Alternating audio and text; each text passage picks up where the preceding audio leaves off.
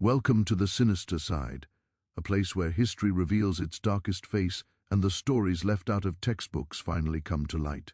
Here, we uncover unsettling events, forbidden truths, and real accounts that continue to echo long after they were meant to be forgotten. Before we begin, we invite you to leave a comment telling us where you're watching from and the exact time you're listening to this narration. Whether you've found us in the dead of night or during the quiet hours of the day, we're intrigued to know which parts of the world and what moments in time these disturbing stories reach. Now, take a breath, focus your attention, and step carefully, because once you enter the sinister side, history is no longer as innocent as it seems. In 1853, Georgia's plantation world existed as a carefully maintained illusion, a place where white-painted columns, orderly fields, and polite southern manners concealed a system engineered entirely around fear. The land itself seemed to breathe oppression.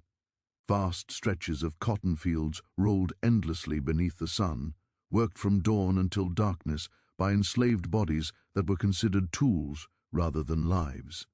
Every footstep on the soil carried the memory of violence, and every quiet moment held the threat of punishment. This was not merely an economic system, but a psychological regime designed to crush resistance before it could take shape.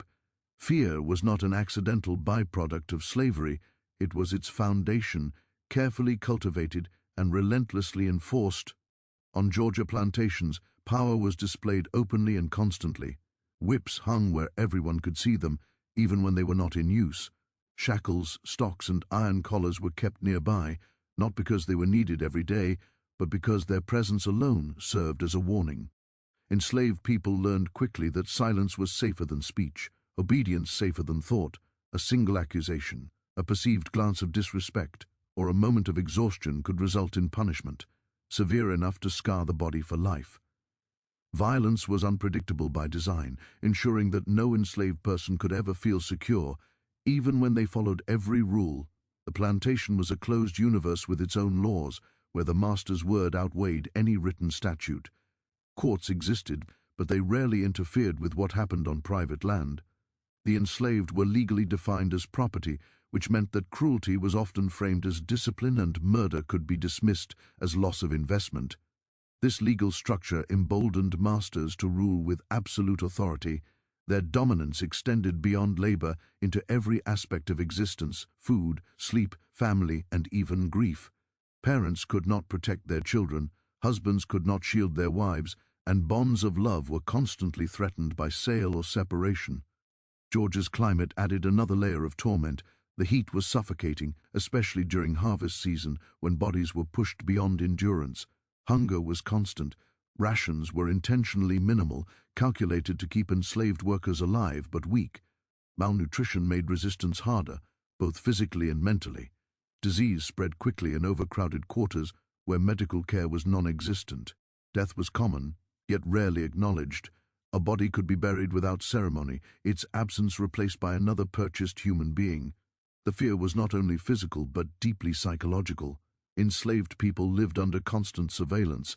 Overseers patrolled the fields, while house slaves were watched even more closely, their proximity to the master's family considered both a privilege and a risk. Informants were encouraged, turning victims against one another. Trust was dangerous. Conversations were whispered, often incomplete, because no one knew who might be listening. Children learned early that innocence offered no protection. They witnessed beatings, heard screams at night, and understood that survival required emotional numbness. Religion was twisted into a tool of control. Masters preached obedience, citing scripture to justify bondage. Enslaved people were told that suffering was God's will, that rebellion would condemn their souls. Yet beneath this imposed doctrine, many clung to a quieter, forbidden faith, one that promised justice beyond the plantation gates. These secret beliefs were a source of comfort, but also of risk. Gatherings could be punished harshly, as they were seen as potential breeding grounds for rebellion. The plantation economy depended on this atmosphere of terror. Cotton profits rose as fear kept productivity high. Every scream, every scar translated into bales shipped north and overseas. The wealth generated by this suffering funded elegant homes, fine clothing, and lavish dinners, creating a grotesque contrast between luxury and misery. Guests might visit a plantation and see only what the master wished to show: smiling servants, orderly fields, a facade of harmony. What they did not see were the locked doors, the bruises hidden beneath clothing, and the silent rage simmering just below the surface. Women experienced a particular kind of horror within this system. Enslaved women were expected to work the fields, maintain households, and bear children, all while being denied ownership of their own bodies.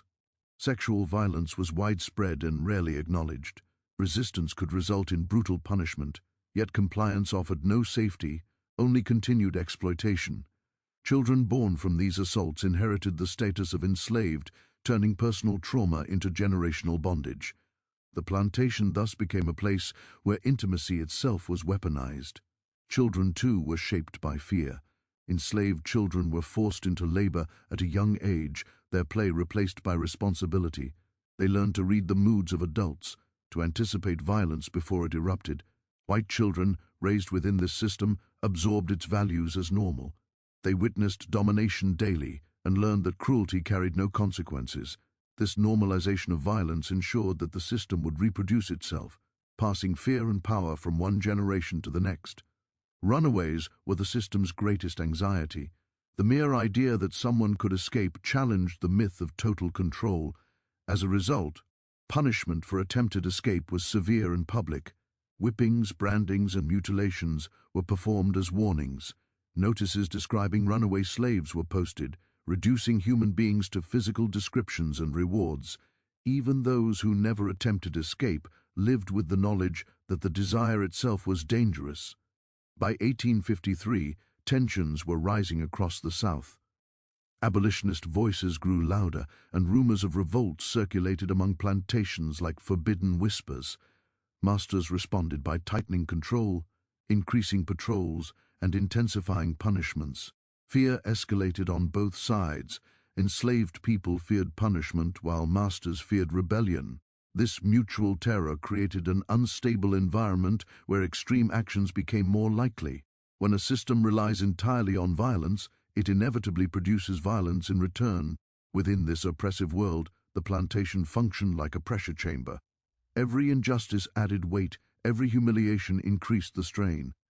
Outwardly, life appeared routine, even calm. Crops were planted, meals were prepared, children laughed in the yard. But beneath this surface, anger and despair accumulated silently. The system offered no legal path to justice, no recognized humanity, no relief from suffering. It demanded submission while providing nothing in return. Understanding this environment is essential to understanding what would later occur. Acts that seem unimaginable outside this context were born from years of terror and dehumanization. The plantation was not just a setting but a force, shaping behavior through relentless cruelty. It trained people to suppress empathy, to obey without question, and to survive at any cost. In such a place, the boundary between victim and monster could blur, forged by a system that thrived on fear and fed on human suffering. She was known on the plantation by a name that was not her own, a shortened sound given to her by people who never asked what she had been called before chains decided her identity. Whatever name her mother whispered into her ear as a child had been lost somewhere between the auction block and the red Georgia soil. By 1853, she existed as a presence more than a person, moving quietly through the master's house and surrounding yards. Her footsteps learned to be light, her eyes trained to lower themselves before they invited attention. She was neither young nor old, existing in that hollow middle age carved by labor, where the body is worn down long before its time and the soul grows cautious from too many lessons learned the hard way. Her days began before the sun announced itself. Long before the white household stirred, she was awake, feeding fires, preparing food she would never fully eat, scrubbing floors that would never truly be clean in the eyes of those who owned her. She worked not because she was watched every moment, but because she had learned that punishment often came not from failure, but from whim. Efficiency was a survival strategy, silence an armor. She had mastered both. Those who observed her might have mistaken her for obedient, even content. That illusion was her greatest protection. Inside her, however, lived a reservoir of unspoken memory. She remembered the sound of her mother crying when she was taken away, the way grief sounded when it had no language. She remembered the auctioneer's voice, casual and bored, as if selling grain instead of flesh. She remembered hands inspecting her teeth, her arms, her hips, reducing her to usefulness. Each memory had been packed away carefully because to dwell on them openly would have broken her long ago. Instead, they hardened into something quiet and heavy. In the master's house, she occupied a strange position. As a domestic slave, she was closer to white life than those in the fields, yet that closeness offered no safety. It only meant she saw more. She heard arguments whispered behind closed doors, witnessed cruelty wrapped in politeness, and absorbed insults delivered with smiles.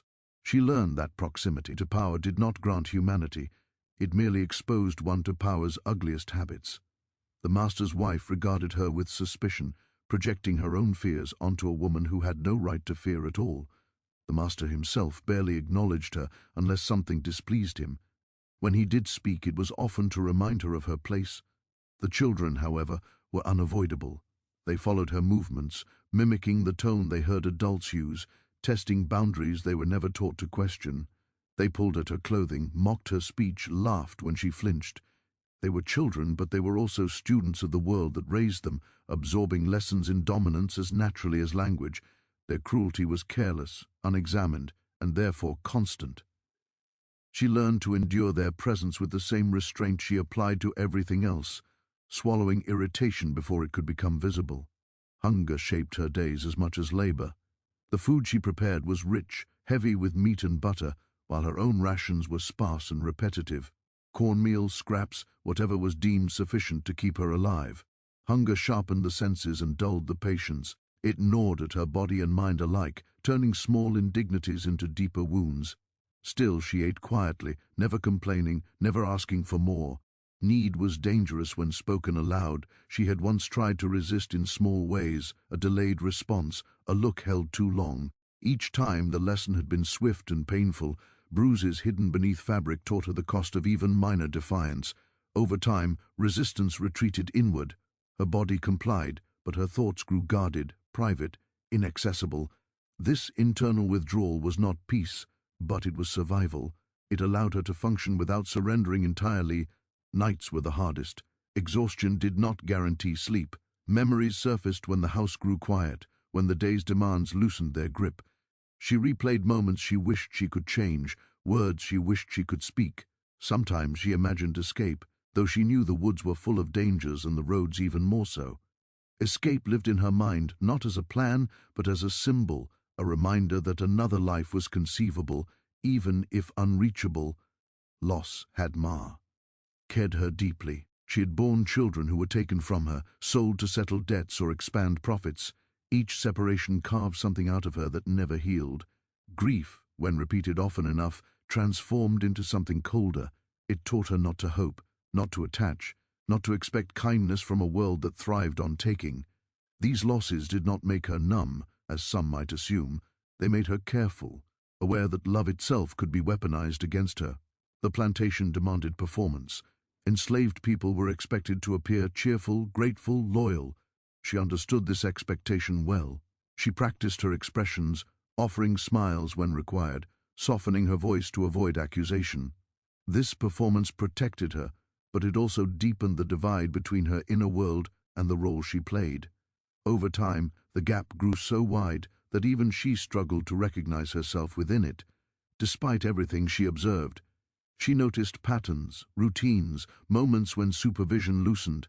Observation was another survival skill, one that allowed her to anticipate danger. She knew when tempers flared, when punishments were likely, when silence was safest. This awareness did not give her power, but it gave her knowledge, and knowledge was the closest thing to control she possessed. Her anger did not erupt loudly. It simmered. It settled into her bones, slow and persistent. It was fueled by injustice witnessed daily, by the casual way suffering was dismissed, by the knowledge that no apology would ever be offered. This anger did not seek immediate expression, because immediate expression meant death. Instead, it waited, undefined even to her, shaping her perceptions and reactions in ways she did not consciously plan. To the outside world, she was invisible. To those who owned her, she was replaceable. Yet within herself she carried a full record of what had been done to her and those like her. This record was not written, not spoken, but it existed nonetheless. It informed every decision, every silence, every restrained movement. It reminded her that the world she inhabited was built to erase her, and that erasure itself was a form of violence. By 1853, she stood at the intersection of endurance and exhaustion. She had survived longer than many, but survival had a cost. Each year added weight to the invisible burden she carried. She did not know what form the future would take, only that the present was unbearable in ways that words could not capture. In a system designed to strip away humanity, she clung to fragments of selfhood wherever she could find them, even as those fragments grew sharper, more dangerous. Under the pressure of unrelenting cruelty, the master's house stood at the center of the plantation like a throne carved from wood and stolen labor, elevated both physically and symbolically above the rest of the land. Its wide porch, white columns, and polished floors projected an image of refinement meant to impress visitors and intimidate those who lived in its shadow. From a distance, it looked like stability and order, a place where authority rested naturally, as if it had grown from the soil itself. But inside, the house was not a home in the human sense. It was a command center, a space where power concentrated and radiated outward, shaping every life within reach. The master ruled not simply as an employer or landowner, but as a sovereign. His authority was personal, absolute, and rarely questioned. The law supported him, the economy rewarded him, and society excused him. On his land, his word carried the weight of judgment. He decided who worked, who rested, who ate, who suffered. There were no checks on his behavior, no meaningful oversight. If he chose to punish, there was no appeal. If he chose to forgive, it was framed as generosity rather than obligation. This imbalance was the cornerstone of plantation life. The household functioned according to strict hierarchies. At the top stood the master, whose moods dictated the atmosphere of the entire estate. Beneath him was his wife, whose authority was secondary but still formidable, often expressed through control of domestic slaves. Overseers acted as extensions of the master's will, enforcing discipline with brutality when necessary. Each layer existed to reinforce the one above it, creating a system where cruelty flowed downward and obedience was demanded upward. For enslaved people, there was no safe position within this structure, only varying degrees of exposure to harm. The master's power was theatrical as well as practical. He understood the importance of being seen as dominant. Punishments were often public, designed to instruct through fear. A whipping in the yard, a body restrained for all to witness, sent a clear message that resistance was futile. Even when violence was not visible, its possibility lingered in every room. The house itself seemed to hold that threat in its walls, reminding those who moved through it that safety was conditional and temporary. Inside the house, order was enforced through constant scrutiny.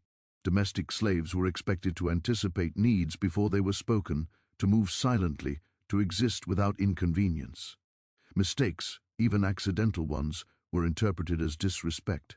A spilled drink, a delayed response, a dish not polished to satisfaction could provoke punishment. This constant vigilance exhausted the mind as much as the body. The house demanded perfection from those it dehumanized, while excusing cruelty from those it empowered. The master's wife played a complex role in this environment. She was both subordinate and oppressor, constrained by her husband's authority, yet wielding her own power over enslaved women. Her insecurities often manifested as cruelty. She monitored interactions, imposed arbitrary rules, and punished perceived slights harshly. For her, maintaining dominance over enslaved women reinforced her fragile position within a power. Triarchal system, jealousy, fear, and resentment often found expression through discipline, making the household an especially dangerous place for those trapped within it. Meals in the master's house illustrated the depth of this imbalance. The table overflowed with food produced by enslaved labor, yet the people who prepared it rarely tasted it. Enslaved servants stood silently nearby, ready to respond, while conversations flowed around them as if they were furniture. They were present but not acknowledged, visible but not seen. This ritual reinforced the idea that their purpose was service, not existence. Even abundance became a tool of exclusion. The children of the household were raised within this atmosphere of unchecked authority. They observed how adults spoke to enslaved people, how commands were given and obedience enforced. From an early age, they learned that power belonged to them by birthright. They were rarely corrected when they mistreated slaves, their behavior dismissed as childish or harmless. In reality, these interactions served as training, teaching them to equate dominance with normalcy and empathy with weakness.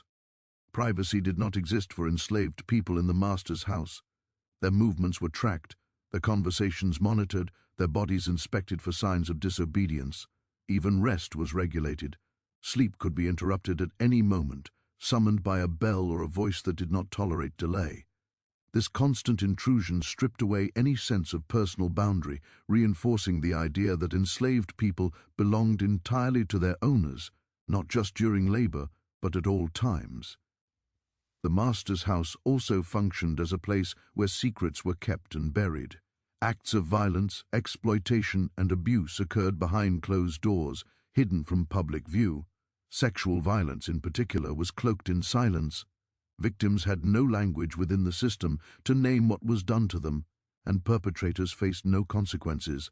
This silence was enforced through fear, ensuring that the truth remained contained within the walls that witnessed it. Despite its appearance of control, the household was built on anxiety. The master lived with the constant fear of rebellion, of poison in his food, of fire in the night.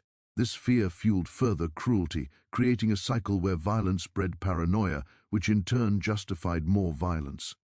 Tease of the system. It required enslaved people to invest care where none would ever be returned. Time behaved differently inside the master's house. Days followed rigid routines, but the future was uncertain.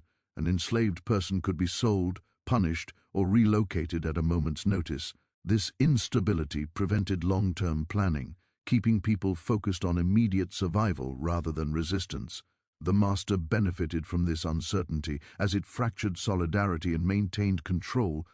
The physical space of the house reinforced its power. Doors separated owners from the owned, yet were thin enough to allow surveillance. Staircases, corridors, and rooms dictated movement, controlling where enslaved people could stand, wait, or pass through. Even architecture served domination, shaping behavior through design.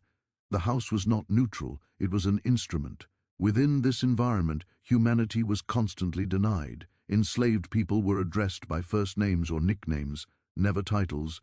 Their histories were erased, their identities flattened into function.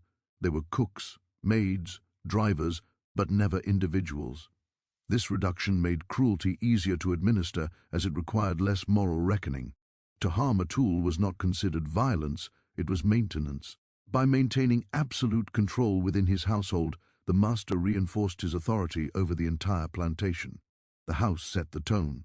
What happened there rippled outward into the fields, the quarters, and beyond. It was a place where power was rehearsed daily, where dominance was normalized, and where fear was refined into a precise instrument. Understanding the master's household is essential to understanding the violence that emerged from it. This was not merely a backdrop, but an active force that shaped behavior on all sides. It rewarded cruelty, punished empathy, and erased accountability. In such a space, extreme actions did not arise from madness alone, but from a system that taught everyone within it that life had value only when sanctioned by power. They were born into comfort without understanding its cost, raised in a world where their smallest desires were immediately fulfilled by hands that did not belong to free people. The master's children moved through the plantation house with a sense of ownership that had been taught to them before they could fully speak. They did not learn power as an abstract concept, they lived inside it. Every command they gave was obeyed, every tantrum indulged, every cruelty excused as innocence. From their earliest years, they absorbed the unspoken lesson that some lives existed only to serve theirs. Their upbringing was carefully shaped by the adults around them, though rarely through direct instruction. They watched how their father spoke to enslaved people, how his voice hardened when displeased and softened only when obedience was absolute. They observed how their mother corrected servants sharply while maintaining a polished smile for guests.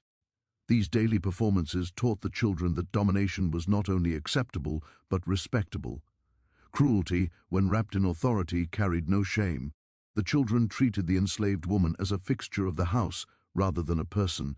She was always there, preparing food, cleaning messes, responding to calls.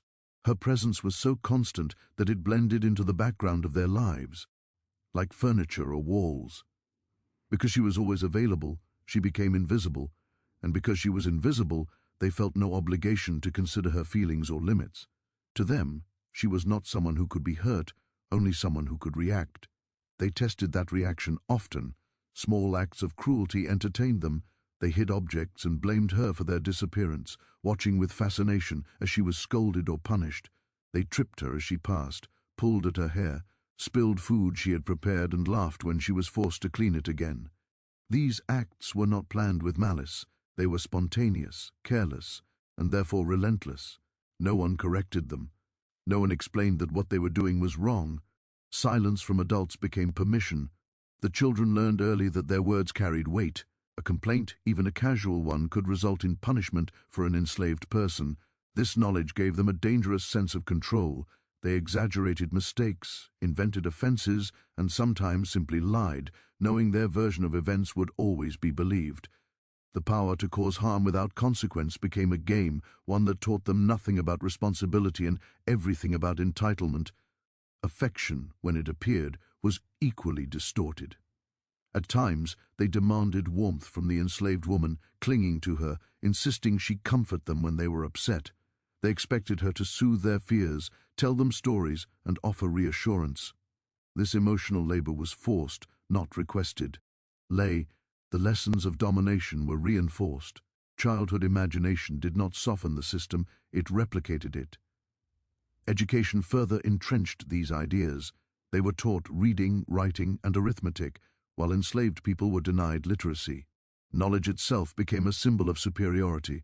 Lessons about history and religion framed slavery as natural or divinely ordained, presenting their comfort as deserved rather than stolen. These narratives protected them from guilt, allowing them to grow without questioning the foundation of their lives. Punishment for the master's children was rare and mild. When they misbehaved, blame was often shifted onto servants for failing to supervise properly. This reinforced the idea that they were not accountable for their actions. Mistakes were not lessons, they were inconveniences corrected by others. Responsibility never rested with them, only authority. As they grew older, their cruelty evolved. What began as childish teasing hardened into deliberate acts meant to assert control. They learned which words humiliated most, which gestures provoked fear. They understood that enslaved people could not retaliate. This knowledge removed any restraint. Power without consequence breeds experimentation, and experimentation without empathy breeds cruelty. The enslaved woman became acutely aware of their moods. She learned to read the tension in their voices, the gleam of mischief that preceded trouble. Avoidance became another survival tactic. She stayed busy, stayed quiet, stayed out of their direct line of sight whenever possible, but complete avoidance was impossible. The children were everywhere, and their curiosity about her never fully faded. Their laughter often echoed through the house, light and carefree, a sharp contrast to the silence she maintained. That laughter, unburdened by fear, reminded her daily of the divide between their worlds. They were protected, indulged, and valued. She was expendable. This contrast sharpened her awareness of injustice, even as she buried her reactions deep inside. What made the children particularly dangerous was not that they were inherently evil, but that they were being shaped without moral boundaries. They were learning a version of humanity that excluded her entirely. In their world, kindness flowed upward or inward, never downward. Compassion was reserved for those deemed worthy. She did not qualify. Adults occasionally described the children as spirited or strong-willed, praising traits that would have been punished harshly in enslaved people. This double standard was not lost on her. She saw how behavior was judged not by its nature, but by who exhibited it. This realization reinforced the truth she had always known. The system was not about behavior or morality, but about power. The children's future was a certainty, mapped out by inheritance and privilege. They would grow into the roles prepared for them, supported by wealth extracted from suffering. Her future, by contrast, was undefined and precarious. This imbalance weighed heavily on her, especially when she imagined the lives her own children might have lived if they had not been taken from her. Despite everything, she sometimes caught glimpses of their vulnerability. Moments when fear flickered across their faces, when illness or nightmares reduced them to helplessness. In those moments, she saw not masters in training, but children shaped by a system that was also harming them, teaching them to suppress empathy and rely on dominance. These moments did not erase her anger, but they complicated it, adding layers of contradiction to emotions she was never allowed to express. By the time the events of 1853 began to take shape, the children were no longer merely background figures in her life. They were active participants in the daily pressures that wore her down. Their cruelty, casual and unchecked, became another weight added to years of abuse. They were not the architects of the system, but they were its inheritors, living proof that oppression did not end with one generation. It was taught, practiced, and normalized in the nursery as surely as in the fields, ensuring that the cycle of dominance and suffering would continue unless something shattered it from within. Hunger was not a temporary condition on the plantation, it was a permanent presence, woven into every hour of the day. It began in the stomach but did not stay there. It climbed into the chest, tightened the throat, and settled behind the eyes, where it distorted thought and emotion alike. For the enslaved woman, hunger had long since stopped being a sharp pain and become a dull, constant ache, a reminder that her body existed only to be used. The rations she received were calculated with precision, never enough to satisfy, only enough to prevent collapse. Hunger kept her weak, compliant, and dependent, exactly as the system intended. Each day she prepared meals that mocked her deprivation. The smells of roasting meat, baked bread, and rich gravies filled the kitchen, sinking into her clothes and skin. She stirred pots heavy with fat and seasoning, tasting only when absolutely necessary, careful not to take more than a trace. To be caught eating from the master's table without permission was a serious offense, one that could result in whipping or worse. So she learned to endure the cruelty of abundance without access, feeding others while her own body thinned and tightened around itself. Punishment on the plantation was unpredictable by design. It was not merely a response to wrongdoing, but a method of control. Sometimes it followed an actual mistake, other times it arrived without explanation. This uncertainty kept everyone on edge. For the enslaved woman, punishment had come often enough that she no longer flinched at raised voices. Instead, her body reacted automatically, shoulders stiffening, breath shallow, mind racing through possible outcomes. Fear had become instinct. The smallest errors carried heavy consequences. A dish returned to the kitchen unfinished, a shirt not pressed to satisfaction, a child's complaint, casually spoken but treated as truth. Each incident chipped away at her endurance. She learned that perfection was demanded but never sufficient. No matter how careful she was, punishment always hovered nearby, waiting for a reason or inventing one when none appeared. One particular season tested her limits more than others. The harvest had been hard, and tensions on the plantation ran high. The master's temper shortened, the mistress grew more irritable, and the overseers became more aggressive. Food rations were reduced under the excuse of scarcity, even as the household's table remained full. Hunger sharpened resentment, making each injustice feel heavier than the last. The children, sensing the strain, became bolder. Their behavior grew more reckless, their taunts more frequent. They complained of imaginary offenses, laughed when she was scolded, and seemed to enjoy the reactions their words provoked. Each complaint carried the possibility of punishment, and they knew it. The power thrilled them. For her, it was another reminder that safety did not exist, even within obedience. Sleep offered little relief. Hunger followed her into the night, twisting dreams into restless fragments. She woke often, heart racing, body tense, bracing for commands that did not come. Exhaustion layered itself over deprivation, slowing her movements and dulling her focus. This, in turn, made mistakes more likely, feeding the cycle of punishment. The system was self-reinforcing, grinding people down until breaking became inevitable. The breaking point did not arrive suddenly. It approached slowly, disguised as routine, a comment spoken too casually, a punishment delivered too harshly, a meal withheld as discipline. Each incident added weight, pressing down on a structure already weakened by years of strain. She felt herself changing, not in dramatic ways, but subtly. Her patience thinned. Her internal restraint, once carefully maintained, began to fray. One day, after hours of labor, she was accused of wasting food. The accusation was false, but truth held no power. The punishment was swift, her evening ration reduced further, a deliberate act meant to remind her of dependence. Hunger that night was sharper than usual, gnawing at her with renewed intensity. As she lay awake, stomach cramped, mind restless, something shifted. The familiar ache was joined by a new sensation, a clarity that felt both terrifying and calming. She began to see the plantation not just as a place of suffering, but as a machine designed to consume her. Every rule, every punishment, every deprivation served a purpose. This realization did not bring hope, but it stripped away illusion. There would be no reward for endurance, no eventual easing of cruelty. Survival itself was the only prize, and even that was conditional. Mema. Eyes of loss resurfaced with renewed force, children taken from her arms, promises broken, moments of kindness that had led only to further pain. Hunger seemed to unlock these memories, dragging them from wherever she had buried them. Grief, long suppressed, mixed with resentment until the two were indistinguishable, the weight of it pressed against her chest, making breath feel like effort. The next punishment came without warning. A child accused her of speaking sharply, a claim she could not disprove. The response was public humiliation, a reminder of her place delivered in front of others.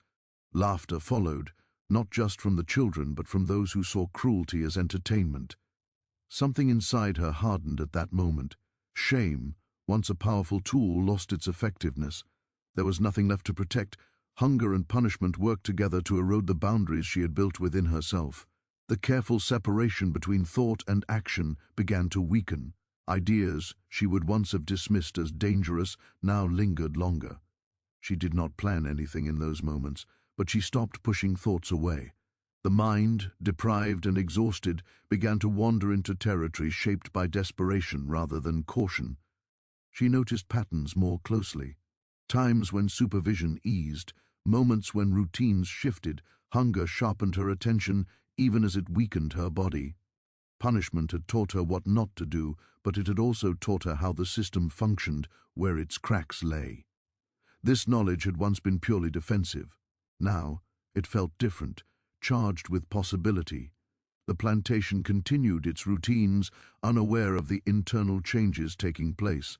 Meals were served, orders given, punishments delivered. From the outside, nothing appeared unusual, but inside her, the balance that had kept her compliant was gone. Hunger no longer felt like something to endure. It felt like an insult layered atop countless others. Punishment no longer corrected behavior, it confirmed injustice. The final push was small, almost insignificant in isolation. Another reduction of food, another accusation, another reminder that she was considered less than nothing.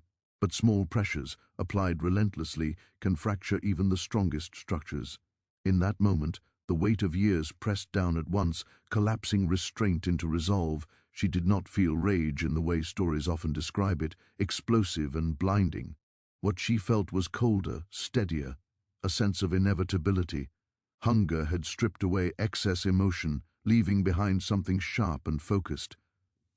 Punishment had taught her that mercy would never come from outside.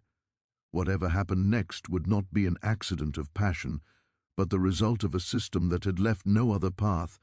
This was the true breaking point, not a single event, but a culmination.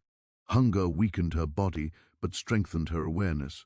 Punishment aimed to enforce obedience, but instead revealed true emptiness of submission. Together, they pushed her beyond fear into a space where consequences no longer held the same meaning. In a world where suffering was guaranteed and dignity denied, the line between endurance and action dissolved, setting the stage for what would follow. What followed did not unfold in a burst of chaos or visible madness. It emerged quietly, shaped by routine, by familiarity, by a setting that had trained her for years to move without being noticed. The plantation did not sense danger because danger, in this place, had always flowed in only one direction. Violence was expected from above, never from below. That assumption, deeply embedded in the daily rhythms of the household, created a blindness that would not lift until it was too late. The day began like countless others. The house stirred awake, orders were given, small feet ran across polished floors. Nothing marked the hours as unusual. For her, this normalcy carried a strange weight, as if the world itself were holding its breath. She moved through her tasks with practiced calm, her expression neutral, her hands steady. Years of enforced discipline had trained her body to perform even when her mind was elsewhere. That training now served a purpose no one had imagined possible. There was no dramatic declaration, no outward sign of decision. The act did not arise from a sudden surge of emotion, but from a cold clarity forged by exhaustion and despair. In that clarity, fear lost its dominance.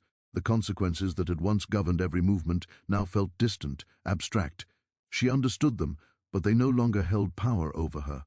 When a system guarantees suffering regardless of obedience, punishment ceases to be a deterrent.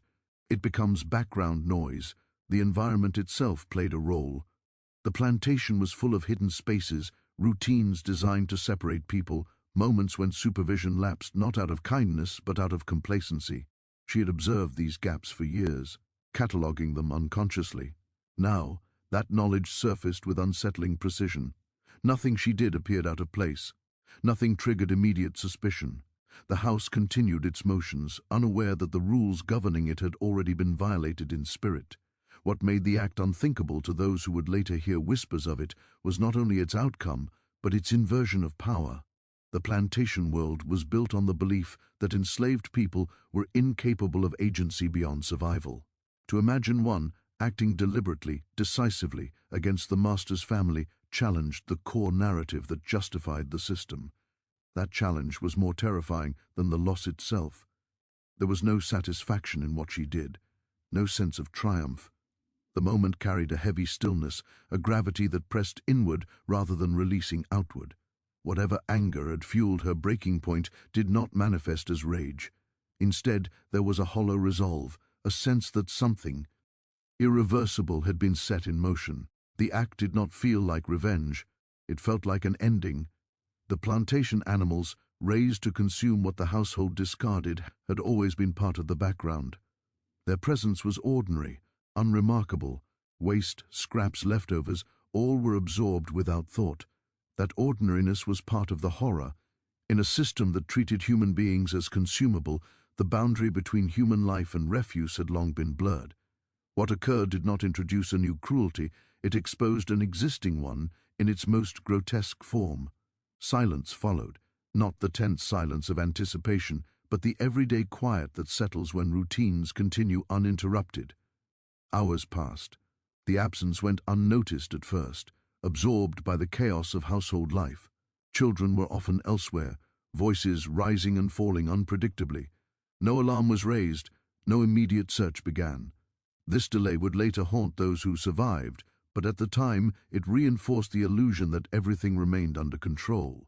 For her, the waiting was the hardest part. The act itself had required a clarity she could not maintain indefinitely. As time passed, sensation returned, the weight of what had been done, the certainty that discovery was inevitable, the knowledge that there would be no escape from consequences. Yet even then, fear did not reclaim its former hold. Whatever terror awaited her was finite. The terror she had lived with for decades had been endless. When the realization finally spread through the household, it did so unevenly. Confusion came first, then irritation, then panic. Questions were asked sharply, accusations flung outward. The assumption remained that responsibility lay somewhere other than where it truly did. The idea that the enslaved woman, so quiet, so compliant, could be at the center of this absence was unthinkable. That disbelief bought her time, though time itself had lost its meaning. As whispers replaced certainty, the plantation's carefully maintained order began to fracture.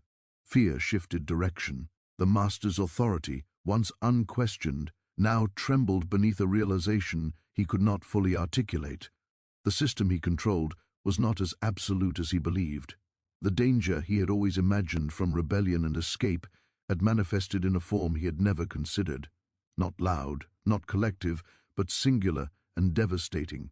When the truth could no longer be contained, it was met not with understanding but with horror stripped of context. The suffering that had shaped her actions was irrelevant to those in power.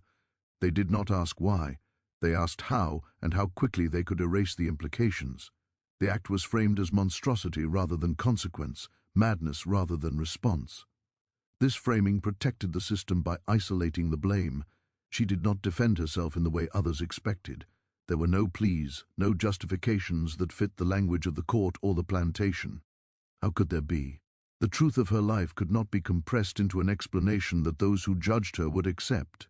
Silence, once a survival tactic, returned as a final refusal. If her humanity had never been acknowledged, she would not perform it now for an audience that had already decided her fate. The unthinkable act reverberated beyond the immediate loss. It unsettled neighboring plantations, fueled rumors, tightened controls. Masters spoke in hushed tones about vigilance, about the dangers of proximity, about the need for harsher discipline. They did not see the irony. They did not recognize that their response mirrored the very conditions that had produced the act. Violence, once again, was answered with more violence. For the enslaved community, the event carried a different weight. It was not celebrated, nor was it condemned in simple terms. It existed as a warning and a revelation. A warning of how far despair could push someone, and a revelation that power was not as invulnerable as it appeared. The system demanded silence, and so silence prevailed. But beneath that silence, understanding moved quietly, passed in glances rather than words. History would struggle to contain this moment. Official records, if they mentioned it at all, reduced it to fragments, stripped of context and humanity. The narrative favored shock over understanding, punishment over reflection. What could not be explained within the logic of slavery was either dismissed or buried. The unthinkable was easier to erase than to confront. Yet erasure could not fully succeed. The act lingered as a fracture in the story slavery told about itself. It exposed the lie that cruelty only flowed one way, that suffering could be inflicted without consequence. It forced an uncomfortable recognition that systems built on dehumanization eventually produce acts that defy comprehension, not because the oppressed are inherently monstrous, but because the conditions imposed upon them leave no room for moral survival. In the end, the unthinkable act was not an anomaly. It was a mirror, reflecting the violence, neglect, and degradation that had defined plantation life. It did not emerge from nowhere. It was shaped, sharpened, and made possible by a world that fed on human suffering and called it order. The moment the absence could no longer be explained away as childish wandering, the plantation slipped into a different kind of quiet, one sharpened by fear rather than routine. At first, irritation drove the search. Voices rose with impatience. Servants were summoned and dismissed.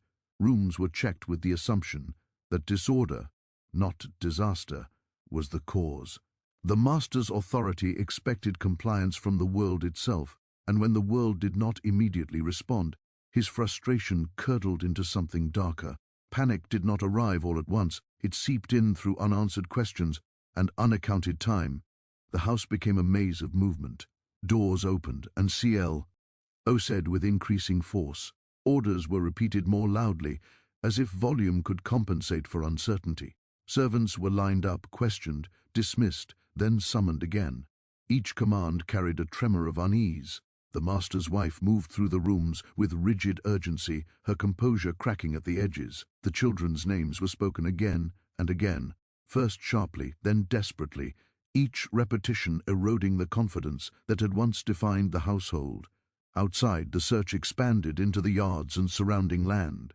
Overseers were called in, their presence shifting the tone from domestic concern to something more ominous. Dogs were readied, paths retraced, fields scanned. The plantation, once a place of controlled order, became a landscape of suspicion. Every corner seemed suddenly capable of hiding what no one wanted to imagine. The sun climbed higher, and with it rose the awareness that time was no longer on their side. As panic spread, so did silence among the enslaved. It was not a silence of ignorance, but of survival. They watched, listened, and understood far more than they revealed. The plantation had trained them well in this regard. Speaking too much had always been dangerous. Now it was potentially fatal. Eyes met briefly, messages passing without words. No one volunteered information, no one asked questions. In a system where truth was often punished, restraint felt safer than honesty. Rumors began to circulate, soft and fragmented. Whispers slipped between rooms, between glances, between pauses in labor. At first, the rumors contradicted one another, shaped more by fear than fact. Some suggested escape, others accident. Each possibility was clung to briefly, then discarded when it failed to offer relief. The most frightening explanations were the ones least spoken, lingering at the edges of thought where language hesitated to follow. The master's authority responded as it always did when challenged, by tightening its grip. Movement was restricted, work was suspended and then intensified. Enslaved people were confined to visible areas, their routines disrupted under the guise of necessity. The search became an excuse to assert dominance, to remind everyone who controlled the land and the lives upon it. Yet beneath this show of power lay a profound vulnerability. Control, once absolute, now felt fragile. As hours turned into a day, and then another, the household's desperation grew harder to conceal. The master's voice lost its practiced certainty, breaking into sharp commands that revealed more fear than confidence. The mistress's composure collapsed into visible distress, her authority undermined by grief and disbelief. The children's absence tore a hole in the narrative of safety that had surrounded the house, exposing how dependent that narrative was on illusion. When suspicion finally narrowed, it did so reluctantly. The idea that danger had emerged from within the household itself was deeply unsettling. Servants were considered, dismissed, reconsidered. Each possibility challenged the assumptions that structured plantation life. The enslaved woman, so familiar, so unremarkable in the eyes of those who owned her, existed outside the initial scope of blame. Her invisibility, once a tool of survival, now shielded her briefly from accusation. But invisibility has limits. As inconsistencies surfaced and options dwindled, attention shifted. Questions became sharper, less patient. The atmosphere thickened with accusation. When the truth began to emerge, it did not do so cleanly or completely. It arrived in fragments, in discoveries that forced understanding rather than invited it.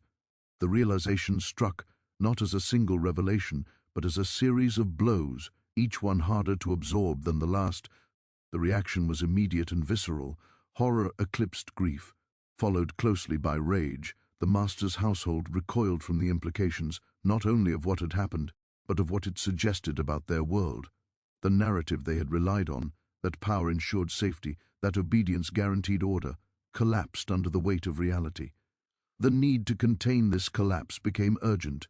Panic gave way to control-oriented responses. The plantation moved quickly to suppress information, to shape the story before it could escape beyond its borders. Servants were warned, threatened, reminded of consequences. Outsiders were given carefully constructed explanations, stripped of detail and context. The goal was not truth, but containment. Reputation mattered. Order had to be restored, even if it meant burying the full reality of events. Authorities were involved in ways that reflected the values of the time. The focus was not on understanding causes, but on assigning blame and reasserting dominance. The enslaved woman was no longer invisible. She became a symbol onto which fear and outrage were projected. Her humanity, never acknowledged in life, was now erased entirely in the language used to describe her. She was framed not as a product of a brutal system, but as an aberration within it. For the enslaved community, the aftermath unfolded with a mixture of dread and grim clarity. Retaliation was expected. Increased surveillance, harsher discipline, reduced rations, all followed as predictably as sunrise. The system responded to its own failure by intensifying the very conditions that had led to it. Fear, already pervasive, deepened into something heavier, more suffocating. Yet beneath that fear, a quiet understanding spread. The plantation was not invulnerable. The illusion of absolute control had been cracked. The event cast a long shadow over daily life. Conversations became more guarded, routines more rigid. Trust, already scarce, eroded further. The master's household operated with heightened suspicion, interpreting ordinary actions as potential threats. This paranoia infected every interaction, poisoning relationships and reinforcing isolation. He Plantation became a place not just of oppression, but of mutual fear, where dominance could not fully protect against consequence. Beyond the plantation, the story traveled unevenly. Some heard only fragments, others distorted versions shaped by prejudice and fear. The narrative that spread emphasized monstrosity and betrayal, carefully avoiding any mention of the conditions that had preceded the act. This selective telling served a purpose. It reassured other masters that the system itself was sound, that the danger lay in individual deviance rather than structural cruelty.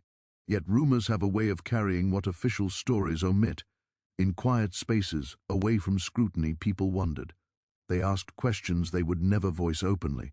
What kind of suffering could produce such an outcome? What did it mean that the threat had come from someone so close, so thoroughly controlled? These questions lingered, unanswered but persistent, unsettling the certainty that slavery depended upon. The plantation eventually resumed its routines, as systems of oppression always do. Crops were harvested, meals prepared, orders given. On the surface, life continued. But something had shifted irrevocably. The disappearance and its aftermath had exposed a truth the plantation could not fully suppress. Control achieved through fear is never complete, and silence does not equal peace. In the end, the panic and the silence told the same story from opposite sides. Panic revealed the fragility of power when confronted with the unexpected. Silence revealed the depth of understanding among those who had learned to survive within that power. Together, they formed the unspoken legacy of what had happened, a legacy that would linger long after official accounts had been written, shaping memory in ways that no amount of suppression could fully erase. What followed after the panic subsided was not justice in any meaningful sense, but a process designed to restore authority and erase discomfort. The plantation could not afford reflection. Reflection implied responsibility, and responsibility threatened the foundations upon which everything rested. Instead, events were narrowed, simplified, and framed in a way that allowed the system to remain intact. What had happened was treated not as a consequence, but as an aberration, something foreign to the natural order, rather than produced by it. Judgment came swiftly, shaped by laws that had never recognized her humanity in the first place. The language used to describe her shifted immediately, stripping away even the minimal acknowledgement of personhood she had possessed. She was no longer spoken of as a woman, or even as a slave, but as a thing that had malfunctioned. Terms like madness, savagery, and monstrosity replaced any attempt at explanation. This transformation made punishment easier to justify. One does not seek to understand a monster, one seeks only to destroy it.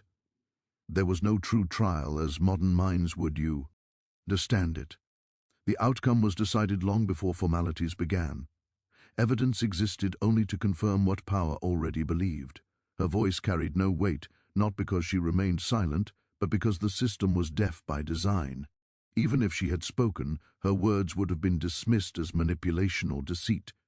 The truth of her life did not fit within the narrow frame allowed to her. Punishment was not solely about her. It was a performance, intended to reassure those who benefited from the system and terrify those trapped within it. The message was clear. Any challenge to the established order, no matter how rare or desperate, would be met with absolute force. The plantation needed closure, and closure, in this context, meant removal. Once she was gone, the narrative could be sealed, the rupture smoothed over, her fate was recorded briefly, if at all. Names were misspelled or omitted, details blurred or deliberately obscured. Official documents focused on property loss and social disturbance rather than human suffering. The loss that mattered was not her life, but the breach of control. The system documented itself carefully while allowing her story to dissolve into fragments. Afterward, the plantation returned to its routines with an intensity that bordered on obsession. Discipline tightened, surveillance increased. Enslaved people were reminded repeatedly of their place, as if repetition could erase memory. The master's authority, though outwardly restored, now carried an undercurrent of insecurity. Power had been challenged, not publicly, but effectively. That knowledge could not be undone. For those who remained enslaved, her absence was felt in complex ways. Fear dominated, as expected. No one doubted that reprisals would follow, and they did. But alongside fear lived something quieter and harder to name. Her actions were not celebrated, nor were they easily condemned. They existed in a space beyond simple moral judgment, shaped by an understanding outsiders could not access. She became a presence in memory rather than a subject of discussion, invoked silently rather than spoken aloud. Erasure became policy. The master's family avoided mention of what had occurred, framing it as a tragedy best forgotten. Visitors were given sanitized explanations. Children were shielded from details, not to protect them from horror, but to preserve the illusion that their world remained orderly and safe. Silence was presented as dignity, forgetting as healing, but forgetting never fully succeeds when pain has been this extreme. Stories survived in altered forms, passed quietly among those who understood the cost of speaking too openly. Details shifted, names changed, but the core remained. There was a woman. There was unbearable suffering. There was a moment when fear no longer governed action. These fragments endured, not as legend, but as warning. Outside the plantation, the broader society absorbed the story in distorted ways. Newspapers, when they mentioned it at all, framed it as proof of the dangers of enslaved proximity, reinforcing calls for harsher controls. The lesson drawn was never about cruelty, only about containment. Sympathy flowed upward, never downward. The system defended itself by redefining the event as justification for its own brutality. History, written by those with the power to write it, largely complied. The incident became a footnote or vanished entirely. What could not be reconciled with the narrative of benevolent authority was either reshaped or ignored. Slavery preferred stories of loyalty and obedience. A story like hers disrupted that preference, so it was pushed to the margins. And yet, the very act of erasure testified to its significance. Systems do not work so hard to bury what is meaningless. Her story threatened because it revealed a truth too dangerous to confront openly. That extreme oppression does not eliminate agency, it distorts it. That suffering denied expression does not disappear, it accumulates. That violence imposed daily will eventually return in forms that shock those who believe themselves immune. Her life, reduced to a symbol of horror by those in power, held a different meaning when viewed honestly. It was not a tale of inherent evil, but of systematic destruction. She had been denied autonomy, dignity, family, nourishment and safety. She had been taught through pain that her life had no value. When a person is pushed into such a corner, the moral frameworks that govern ordinary life no longer apply cleanly. This does not excuse what occurred, but it demands understanding rather than caricature. The tragedy extended beyond individual loss. It lay in what the system required to function and what it produced as a result. Her story exposed the lie at the heart of plantation order, that control equaled stability. In reality, control maintained through fear created volatility, not peace. The violence that erupted was not a rupture from the system, but a reflection of it. Long after the plantation itself faded, absorbed by time and change, the unanswered questions remained. They lingered in the spaces history left blank. What responsibility does a society bear when it creates conditions that strip people of humanity? How many stories like hers were silenced before they could ever surface? How many were lost entirely, leaving no trace behind? Her erasure was meant to restore order, but it also revealed the fragility of that order. By trying to bury her story, the system admitted its own vulnerability. It could punish bodies, but it could not fully control memory. Even distorted, even incomplete, her story endured as an indictment written between the lines of official history. In the end, judgment was delivered swiftly, and silence followed just as quickly. But silence is not the same as resolution. It is merely absence of sound, not absence of meaning. Her story, stripped from records and denied nuance, still speaks through. The discomfort it causes when uncovered. It forces confrontation with a past that resists neat explanations. She was judged, erased, and buried, but the system that shaped her actions could not bury its own responsibility. That responsibility lingers, carried forward by those willing to look beyond shock and ask harder questions. Her story does not offer comfort. It offers understanding, and understanding in this case is far more unsettling.